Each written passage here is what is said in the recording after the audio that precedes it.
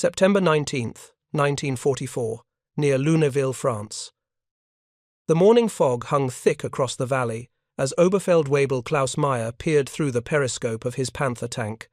He commanded the third vehicle in the column, advancing toward what intelligence reported as a weak American position. Behind him sat 262 German tanks and assault guns, freshly arrived from the Reich, crews confident in their equipment's superiority. They had reason for confidence. The Panther's 75mm gun could destroy any Allied tank at ranges exceeding 2,000 meters. Its frontal armor, sloped at 55 degrees, had proven virtually impervious to the American 75mm Sherman guns at combat distances. Meyer had fought in Normandy through July and August. He knew the American tanks. He knew their limitations. The Sherman crews were brave enough, resourceful even, but their tanks required flanking maneuvers to pose any real threat to German armor. Frontal engagements at distance belonged to the Panthers. This was accepted tactical reality, confirmed through months of combat. The fog would be an advantage, Meyer thought. It would force the Americans close, negate their usual tactic of calling in artillery or fighter bombers. This would be tank against tank, steel against steel, and German steel was superior. He was about to discover how quickly tactical reality could change when industrial production caught up with battlefield requirements. The Americans had brought something new to France that September, something their tankers had been demanding since encountering Panthers in Normandy, something that would fundamentally alter the armor balance on the Western Front. The story of how German tank crews discovered this change begins not with defeat, but with a decade of success built on careful engineering choices that seemed unassailable. If you're enjoying this deep dive into the story, hit the subscribe button and let us know in the comments from where in the world you are watching from today. The Panther tank represented the pinnacle of German armored design philosophy. When German forces first encountered the Soviet 34 in 1941 on the Eastern Front, the experience proved shocking. Soviet tanks possessed sloped armor that deflected German anti-tank rounds, wide tracks that handled mud better than German vehicles, and a powerful 76.2mm gun that could destroy German armor at combat ranges. The Wehrmacht had nothing comparable. German tank commanders sent urgent reports to Berlin. Existing Panzer III and Panzer IV tanks were inadequate. Something revolutionary was needed. Hitler himself attended the November 1941 conference where Daimler-Benz and MAN presented competing designs for a new medium tank. Both companies had studied captured 34s. Both incorporated sloped armor to maximize protection. The Daimler-Benz design resembled the Soviet tank almost exactly, including a diesel engine and hull-mounted machine gun. The MAN design retained more conventional German engineering approaches while adopting the crucial innovation of heavily sloped frontal armor. MAN received the contract. Production began in 1942. By January 1943, the first Panthers rolled off assembly lines at factories across Germany. The specifications impressed even skeptical tank crews. The Panther weighed 44.8 tons, making it technically a medium tank by German classification, though its weight exceeded most nations' heavy tanks. The frontal glacis plate measured 80 mm thick but sloped at 55 degrees from vertical. This angle increased effective thickness to approximately 140 mm against a perpendicular shot. No Allied tank gun in service could penetrate this armor at combat ranges. The turret front armor measured 100 mm, thick, angled in a rounded mantlet that further increased effective protection. Side armor measured 40 to 50 mm, requiring careful tactical positioning but adequate against most threats from oblique angles. The Panther mounted the long 75mm K-Buque 42 L70 gun. This weapon fired a shell at muzzle velocity of 935 meters per second, giving it devastating armor penetration at extended range. At 1,000 meters, the Panther could penetrate 138 millimeters of vertical armor.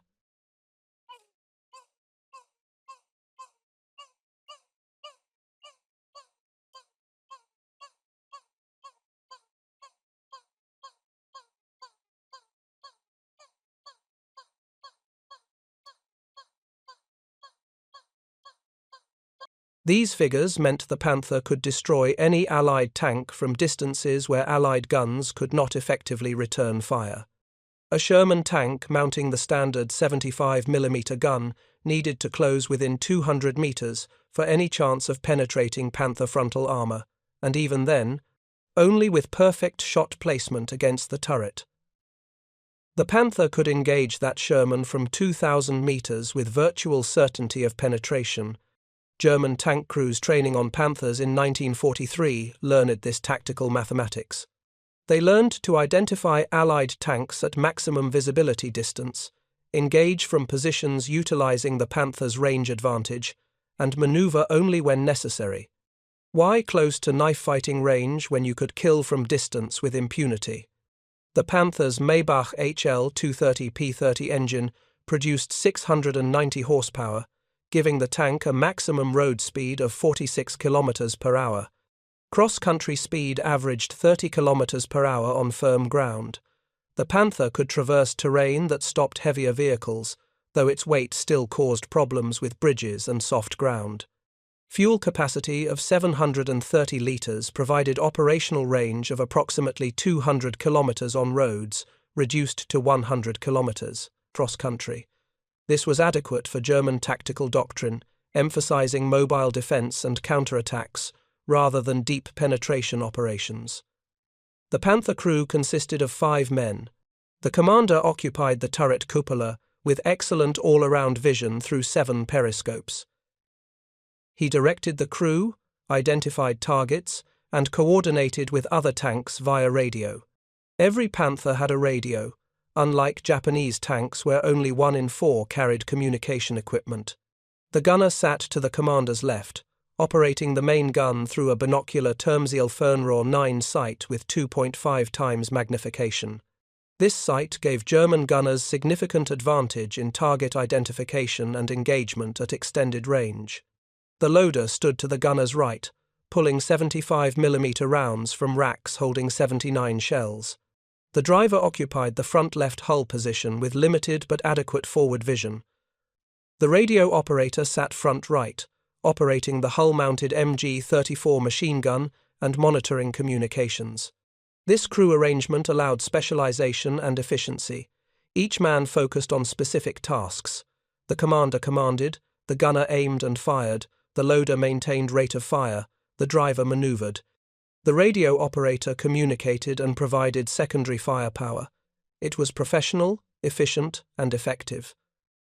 Panthers first saw combat at Kursk in July 1943.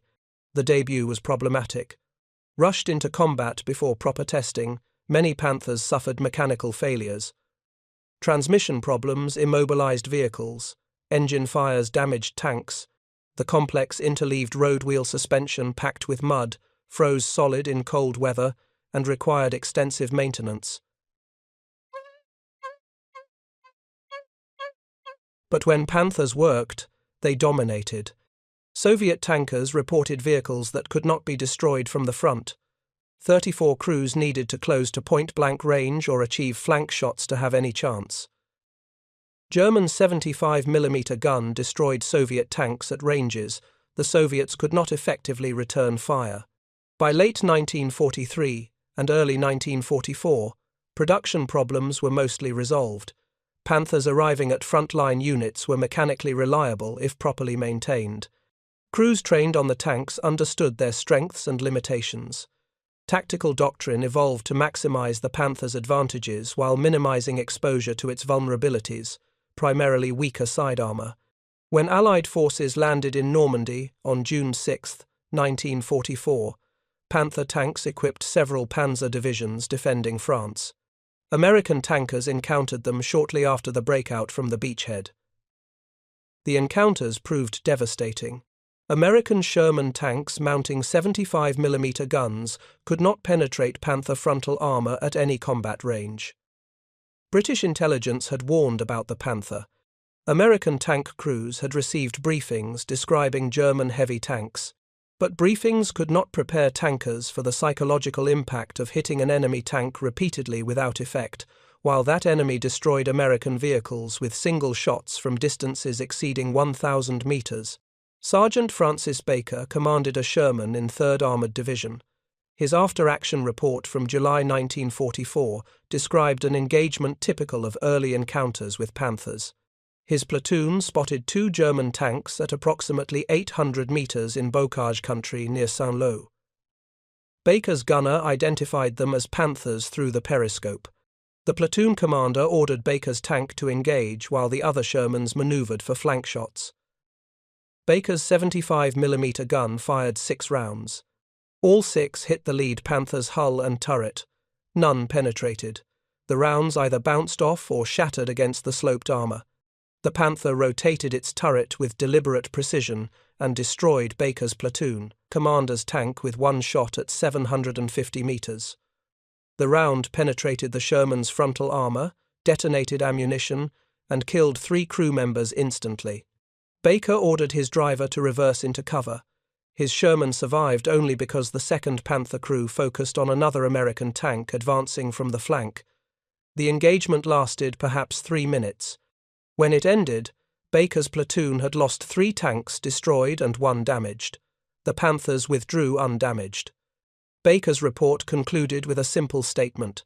The 75mm gun is inadequate against German heavy armor. Request better weapons. Thousands of similar reports flooded up American command channels through July and August 1944. Tank crews described hitting Panthers repeatedly without effect. They described German tanks engaging from ranges where American guns could not effectively return fire. They described the frustration of possessing mobility and numbers, but lacking the firepower to exploit those advantages. General Omar Bradley recalled General Eisenhower's fury in July 1944 after learning that the 75mm gun could not penetrate Panther frontal armor. Ordnance told me this 75mm would take care of anything the Germans had. Eisenhower reportedly said, "Now I find you can't knock out a damn thing with it." The problem was not new. American ordnance had recognized the need for a more powerful tank gun as early as 1942. Engineers developed the 76mm Moni gun with ballistics matching the 3-inch anti-tank gun, but in a lighter, more compact package, suitable for mounting in tank turrets. The gun required a larger turret. The turret developed for the 23 experimental tank was adapted for the Sherman. Production of 76mm Shermans began in February 1944, but American commanders in England preparing for D-Day rejected the new tanks. The 75mm gun had proven adequate in North Africa, Sicily, and Italy against Panzer III and Panzer IV tanks. The 75mm high-explosive shell was superior to the 76mm HE round for infantry support missions. Tank doctrine emphasized the Sherman's role supporting infantry, not fighting enemy tanks. That mission belonged to tank destroyers. Army ground forces saw no urgent need to disrupt training and logistics by introducing a new tank variant months before the largest amphibious operation in history. So, the D-Day landings proceeded with Sherman tanks mounting 75mm guns, and within weeks of encountering Panthers in Normandy's hedgerows, American tank crews were screaming for better weapons. The 76mm Sherman belatedly entered combat in July 1944 during Operation Cobra, the breakout from Normandy. These tanks mounted the Monet-Oni variant of the 76mm gun in a larger 23 turret. The gun could fire armor-piercing, high-explosive, and smoke rounds. The M62 armor-piercing capped shell achieved muzzle velocity of 792 meters per second. At 500 meters, this round could penetrate 109 millimeters of vertical armor. This was a significant improvement over the 75mm gun, which penetrated 94 millimeters at the same range. But it was not enough. The Panther's frontal glacis plate, with its combination of 80 millimeters thickness and 55-degree slope, presented effective resistance equivalent to approximately 140 millimeters against a perpendicular shot. The 76mm M62 round could not reliably penetrate this armor at combat ranges. The Panther's turret mantlet offered a slightly better target. The rounded shape and 100mm thickness meant that favorable hits at close range might penetrate, but the mantlet's curved surface deflected many rounds skyward or into the hull roof, depending on impact angle. Sherman gunners needed to hit the narrow strip in the middle of the mantlet for any chance of penetration, and even then, only at ranges under 300 meters. German tank crews quickly learned that the new American 76mm gun posed minimal frontal threat. After action reports from Panzer divisions fighting in France through August 1944 noted the American tanks fired a noticeably different sound, indicating a different gun, but engagement results remained similar. Panthers could engage and destroy these improved Shermans from extended range with minimal risk of being destroyed in return. The mathematical reality was brutally simple. A Sherman mounting a 76mm gun engaging a Panther frontally at 1,000 meters had essentially zero probability of penetration. At 500 meters, the probability remained very low, perhaps 5 to 10% against the turret mantlet if perfectly aimed. Only at ranges under 200 meters did the Sherman have reasonable probability of destroying a Panther with frontal shots. Meanwhile, the Panther could destroy the Sherman from 2,000 meters with high probability. This created a tactical situation heavily favoring German armor in any engagement where Panthers could utilize their range advantage. Open country, long sight lines, and defensive positions all favored the Panther. Only close terrain, limited visibility, and flanking maneuvers gave Sherman's fighting chances. American tank tactics evolved accordingly. 5 tank Sherman platoons developed standard procedures for engaging Panthers and Tigers.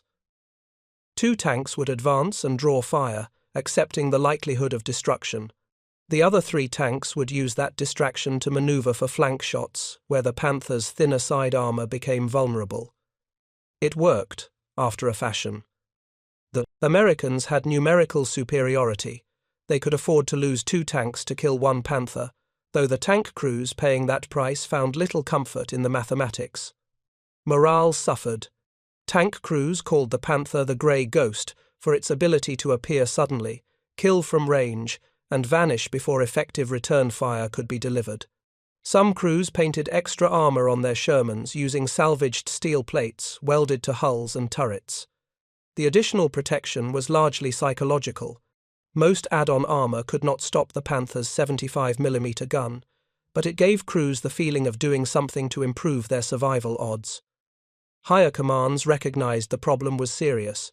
After-action reviews through July and August 1944 emphasized the need for better anti-tank capability. The M36 tank destroyer mounting a 90mm gun entered production in September 1944. The 90mm gun could penetrate Panther armor at longer ranges, though even it struggled against the frontal glacis. 90mm equipped tank destroyers started reaching units in September, but there were never enough to equip every tank battalion.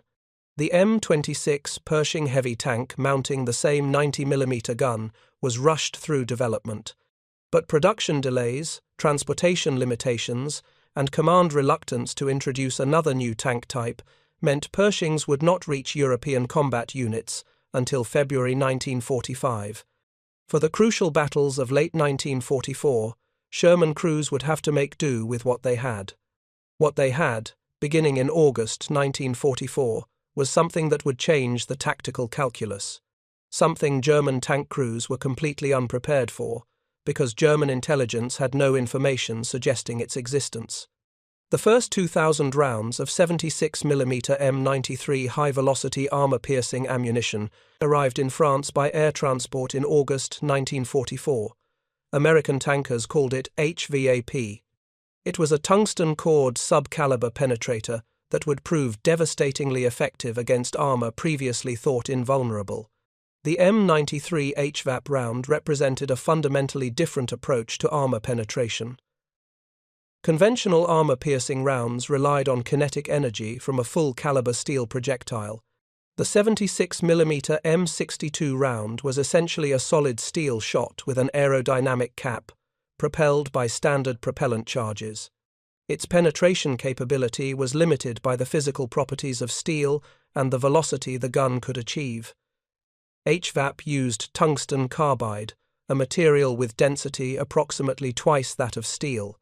The tungsten core was smaller than 76mm, mounted in a lightweight outer shell that separated after leaving the barrel. This sub-caliber design meant less projectile mass but dramatically higher velocity. The M93 achieved muzzle velocity of 1,036 meters per second, compared to 792 meters per second for the standard M62 round. That additional 244 meters per second translated to enormously increased kinetic energy and armor penetration. At 1,000 meters, the M93 could penetrate 150 millimeters of vertical armor. At 500 meters, it penetrated 177 millimeters. These figures meant the Panther's turret mantlet became vulnerable at combat ranges. Even the frontal glacis plate, previously invulnerable, could be penetrated at closer ranges when ammunition quality and crew training combined favorably. But there was a critical limitation. Tungsten was a strategic war material required for cutting tools, electronics, and numerous other military applications. Production capacity was limited. The entire initial allocation for the 76mm gun was only 2,000 rounds, distributed across all American armored units in France. That worked out to perhaps 2 to 5 HVAP rounds per tank, sometimes fewer depending on distribution logistics. Tank crews received explicit instructions. HVAP rounds were for emergency use only against heavy German armor when no alternative existed. Every other target should be engaged with standard ammunition to conserve the precious tungsten rounds. If you find this story engaging, please take a moment to subscribe and enable notifications. It helps us continue producing in-depth content like this. The first recorded combat use of 76mm HVAP ammunition occurred on September 18, 1944, near Lunéville, France. Elements of the 704th Tank Destroyer Battalion, equipped with M18 Hellcat tank destroyers mounting 76mm guns, engaged German armor during the Battle of Aracourt. The Hellcats destroyed 8 Panthers during the engagement with no losses of their own.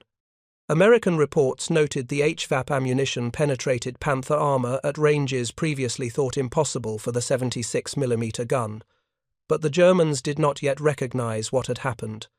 8 Panthers destroyed in an engagement was unfortunate but not unprecedented. American tank destroyers had achieved similar results before through superior tactics, positioning, and numbers.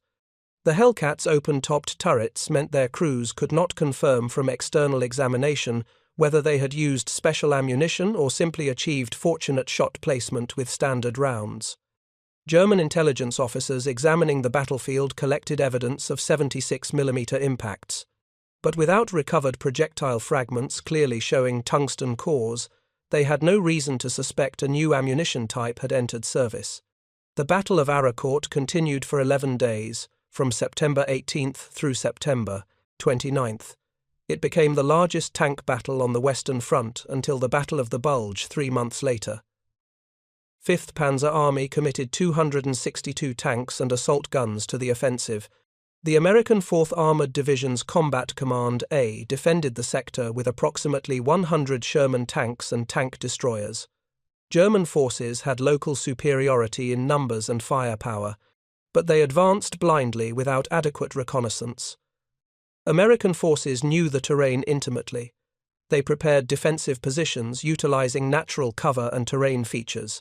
When German armor advanced through morning fog on September 20th, they drove directly into prepared ambush positions.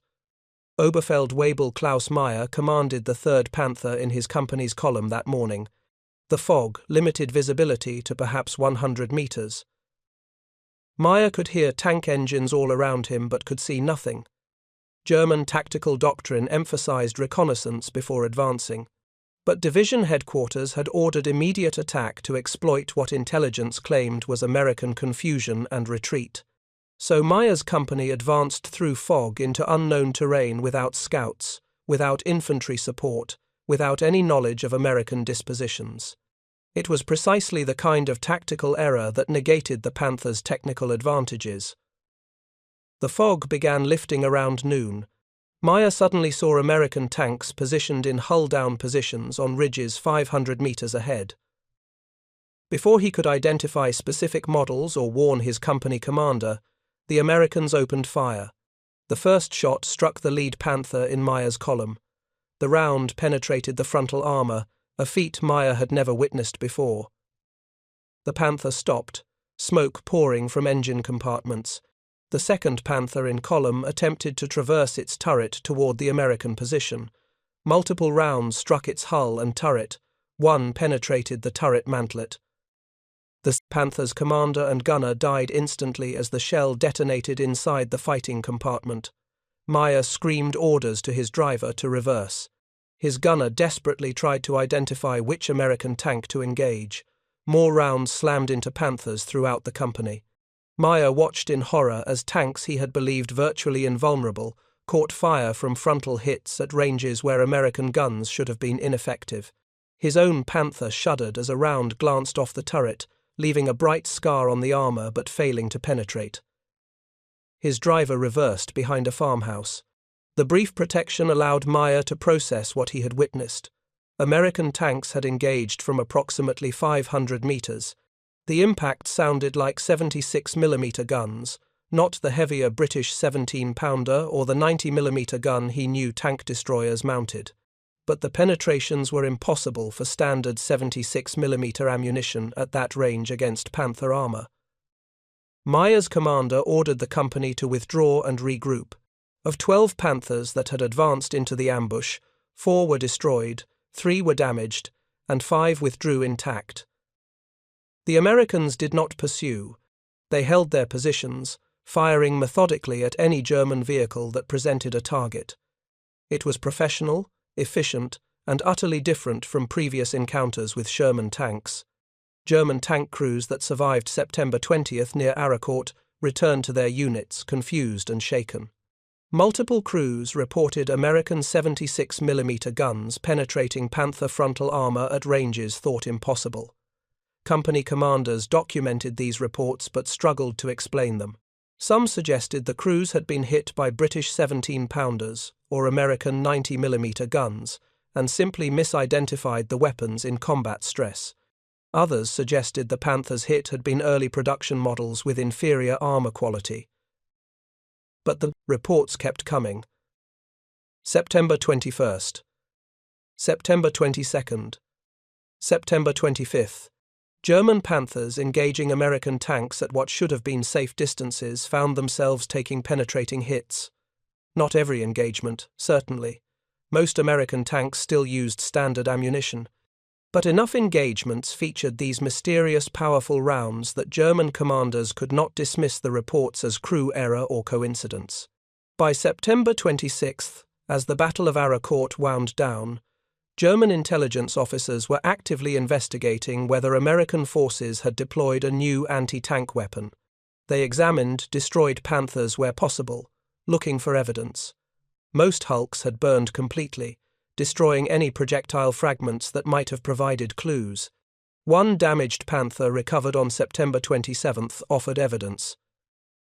A round had penetrated the turret mantlet but failed to fully detonate.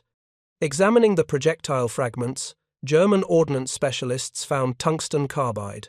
The implications were immediately clear. The Americans had developed a sub-caliber tungsten penetrator for the 76mm gun. The Germans had used similar ammunition themselves. The Panzer IV's 75mm gun could fire Panzergranate 40 tungsten-cored rounds with enhanced penetration. But tungsten shortages had curtailed production. Most German tanks relied on conventional steel ammunition. The discovery that Americans had deployed tungsten ammunition in quantity suggested Allied access to tungsten supplies vastly exceeded German stockpiles. It suggested American industrial capacity could produce specialized ammunition types that German forces had to ration carefully.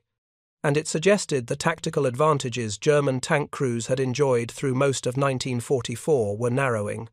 German tank training through October and November 1944 began emphasizing the changing tactical situation. Panthers remained superior to Shermans in firepower and protection. But crews could no longer assume frontal invulnerability at combat ranges. The new American ammunition had changed the engagement envelope. Panthers needed to engage from maximum range, utilize cover more carefully, and avoid exposing themselves unnecessarily, even when facing Sherman tanks with 76mm guns. For tank crews who had grown accustomed to dominating American armor, this psychological adjustment proved difficult. The Panther was supposed to be invulnerable. Its engineering had guaranteed that superiority. Now, American industrial capacity had negated that advantage, not through better tank design but through better ammunition metallurgy and production capability. The Battle of the Bulge in December 1944 demonstrated the new reality on a massive scale. Germany's final major offensive in the West committed its remaining armored reserves, including numerous Panther battalions. American forces defending the Ardennes included increasing numbers of Sherman tanks mounting 76mm guns. And by December, HVAP ammunition had reached more units, though supplies remained limited. The Battle of Pfullendorf on November 17, 1944, several weeks before the Bulge offensive, showed what could happen when American crews had adequate HVAP supplies and good tactical positions. 2nd Armored Division's Shermans engaged German Panthers across relatively open terrain. The terrain made flanking maneuvers difficult. American crews were forced into the frontal engagements they normally tried to avoid. But 2nd Armored Division's tanks had been among the first units to receive substantial HVAP allocations. Tank commanders had perhaps 10 to 20 HVAP rounds per vehicle instead of the usual 2 to 5. When Panthers appeared at ranges of 800 to 1,000 meters, Sherman gunners loaded HVAP and engaged. The penetrations shocked German crews. Multiple Panthers took frontal turret hits at ranges where they had believed themselves safe. The engagement became a savage slugging match, with both sides trading fire from positions that offered minimal cover. When the battle ended, 2nd Armored Division had suffered significant tank losses, but the Germans had lost more Panthers than American forces had Shermans, a complete reversal of the usual loss ratios. The battle convinced American commanders that adequate supplies of HVAP ammunition could level the armor engagement balance. Production was increased. By January 1945, HVAP supply had reached approximately 43,000 rounds per month. While still not enough to issue unlimited quantities to every crew, it meant tank platoons could count on having HVAP available for most engagements with heavy German armor. But the strategic situation had shifted so dramatically by early 1945 that improved ammunition made little difference to the war's outcome. Germany's armored forces were being destroyed through fuel shortages, Allied air superiority, and overwhelming numerical disadvantage. The Panther tanks that had dominated battlefields in 1944 increasingly sat immobilized, out of fuel or lacking spare parts. German tank production was collapsing as Allied bombing destroyed factories and disrupted supply chains. The technical improvements that might have prolonged the armor balance came too late to matter strategically. Klaus Meyer survived the Battle of Aracourt. His Panther was damaged by artillery on September 28, but the crew escaped. Meyer was assigned a replacement Panther in early October and fought through November before his tank was destroyed by fighter bombers near Aachen. He survived again and was assigned to a tank destroyer unit equipped with Jagdpanzer IV vehicles. Meyer surrendered to American forces in April 1945 near Nuremberg. In post-war interviews, he recalled the shock of September 20, 1944, when his company walked into the ambush near Aracourt.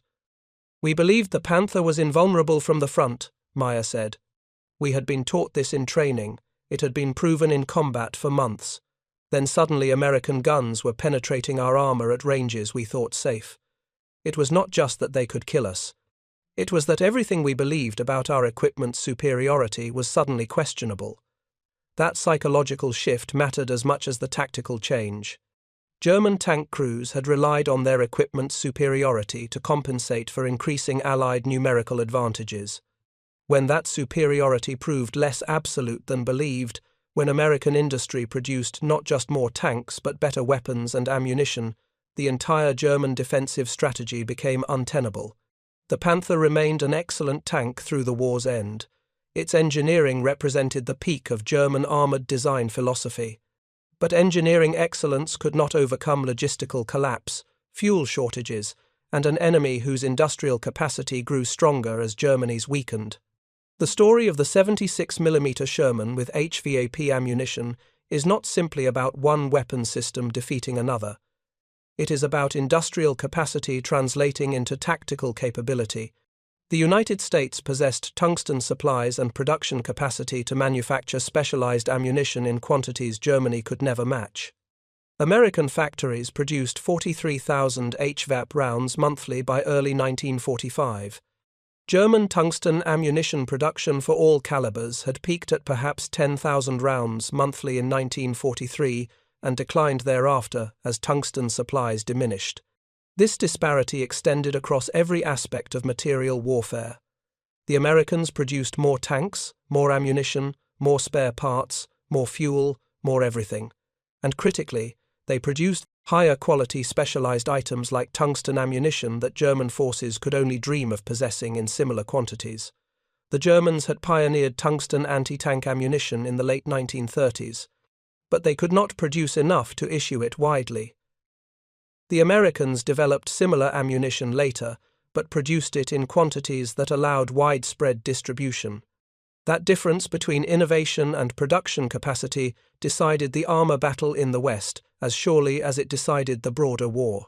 For the German tank crews who encountered 76mm HVAP rounds in combat, the experience proved devastating not just physically but psychologically.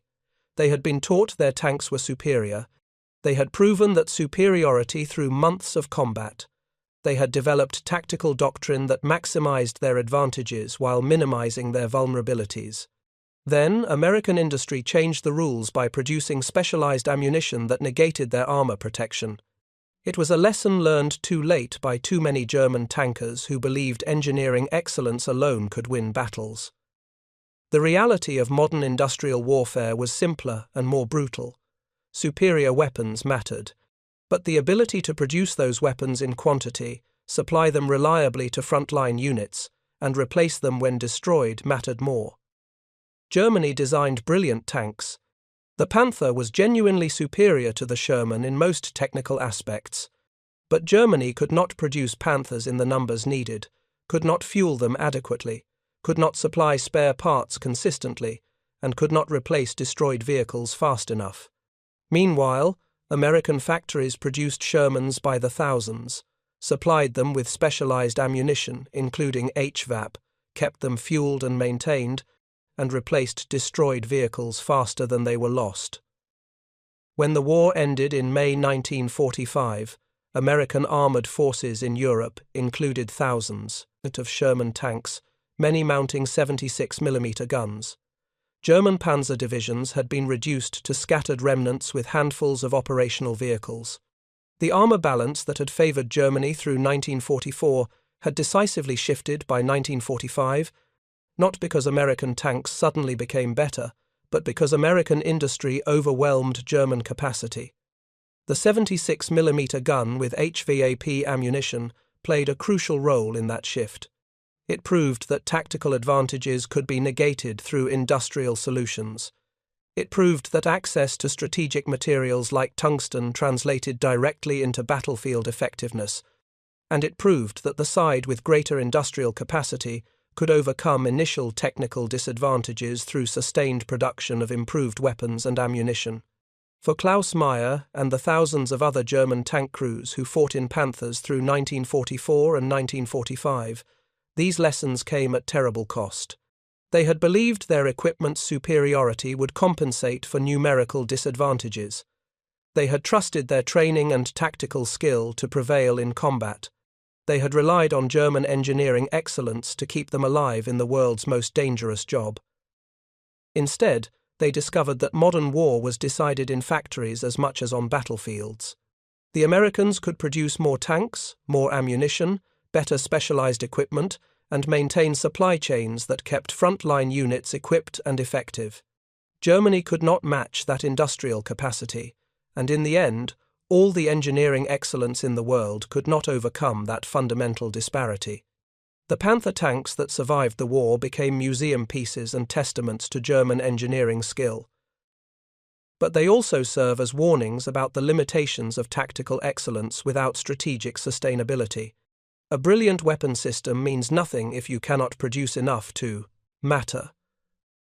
Superior armor means nothing if the enemy can develop ammunition that defeats it. Technical advantages mean nothing if industrial capacity cannot sustain them.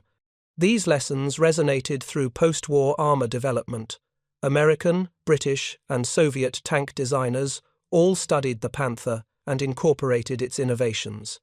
But they also studied the industrial and logistical systems that supported armored warfare. They learned that future tanks needed to balance performance with producibility, firepower with reliability, protection with maintainability.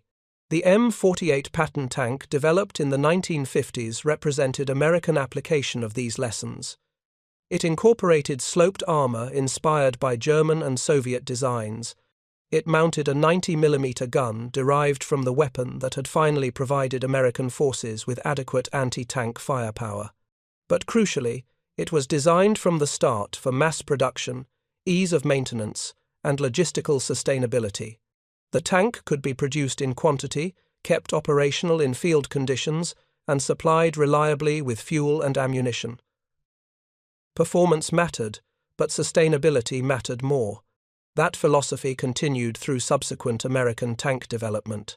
The M60 tank of the 1960s and the Monet Abrams of the 1980s both emphasized reliability and sustainability alongside firepower and protection. American armor doctrine learned from the Shermans' experience that numerical superiority, backed by industrial capacity, could overwhelm technically superior opponents if sustained long enough.